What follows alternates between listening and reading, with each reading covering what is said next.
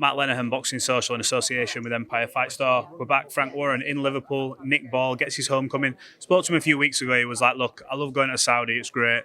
I really want to come back and put a show on for the fans. How pleased are you? You've managed to deliver? Well, I'm really pleased because it's something he wanted. And, this is a great fight city. There's no doubt about that. He's a super fighter. I think he's one of the most exciting fighters in the world. And he's certainly, for me, the best featherweight in the world. You can't overlook Rios coming into this. This is everything for him. He's been there before and challenged, but now he wants an opportunity to claim it.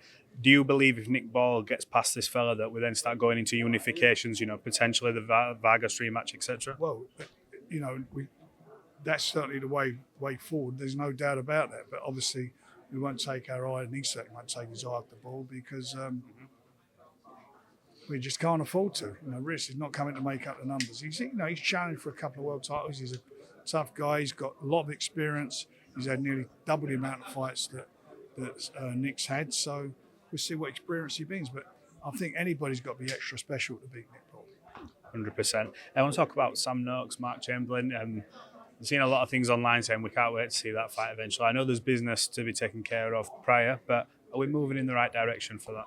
Yeah, that's a big fight next year, no doubt about that. That's going to be, provided they both keep winning, that's going to be a mega fight next year, no doubt about that.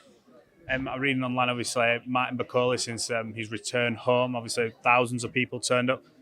He's there going, I want Big Bang Zhang. We know that Joseph Parker, apparently there's a rematch there.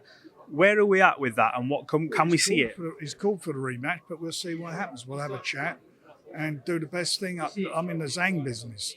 I'm in the Big Bang business. He's with us, and we'll do what's best for him. What would you prefer to see? I'd like to see him get that title back.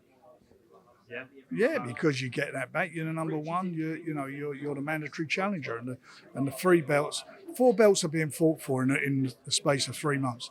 21st of September, you've got the IBF on the line. Then you go with AJ and with Triple D, and then you go to the 21st of December, and there's a rematch with Usyk and Tyson, and that's for the 3 belts. After that, the governing bodies are going to order all these various mandatories. Could we get that on the undercard of Tyson Fury?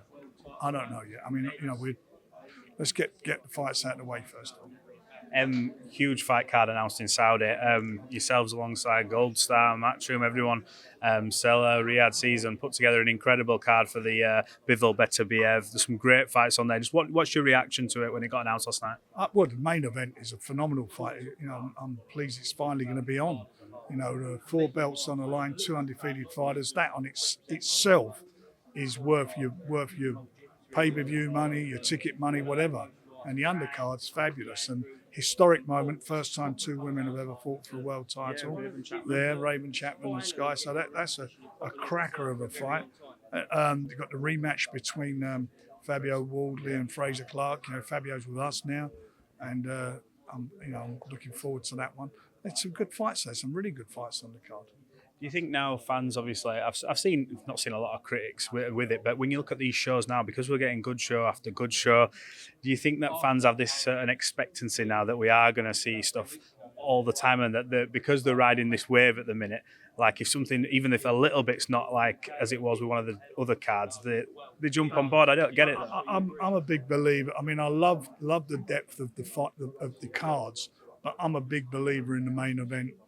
Is the main event, and the rest is a bit of icing on the cake or a cherry, whatever you want to call it. But they're fabulous. They've been fabulous cards. I mean, boxing's never been so exciting as it is at the moment. Raven Chapman, obviously you've worked with her now for a while. How pleased are you that she got an opportunity at the number 1 in the division, at Skye Nicolson? And it's another opportunity for yourself to tick up another chalk against your mate. Yeah, well, we call her the Queen of Queensbury, and that's what she is. And she had a tremendous performance last time out. I thought she really puts on although she won every round, it was a high tempo fight, and the amount of punches they threw. I see the punch stats afterwards, and everybody was saying, "Wow, you've seen, looking how many were thrown." People forget they're 2-minute rounds and not 3, so you can imagine the tempo and the pace they're fought at. But she's done brilliant. And we love her dearly, and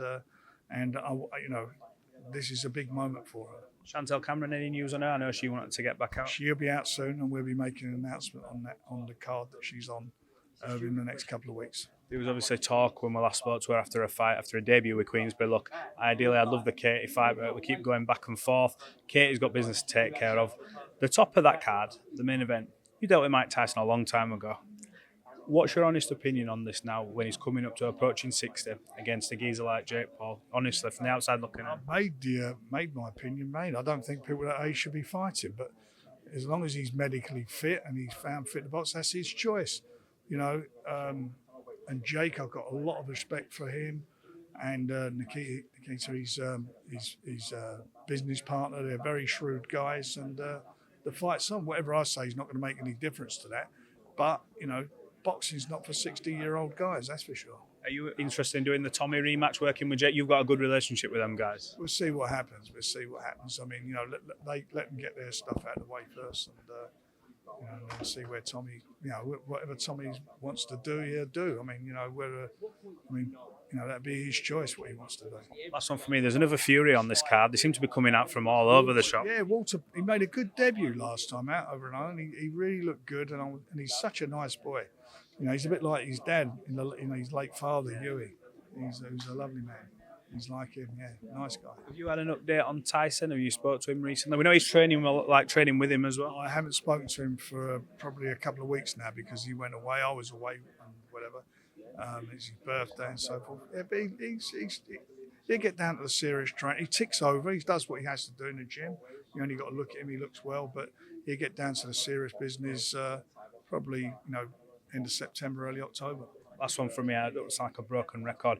A lot of talk with this Fury-Usyk rematch coming from opinions from all over the sector. I don't want to mention names, but in terms of whatever happens in December, do you fully expect to see Fury and Joshua the year after, regardless, win, lose, draw, come what?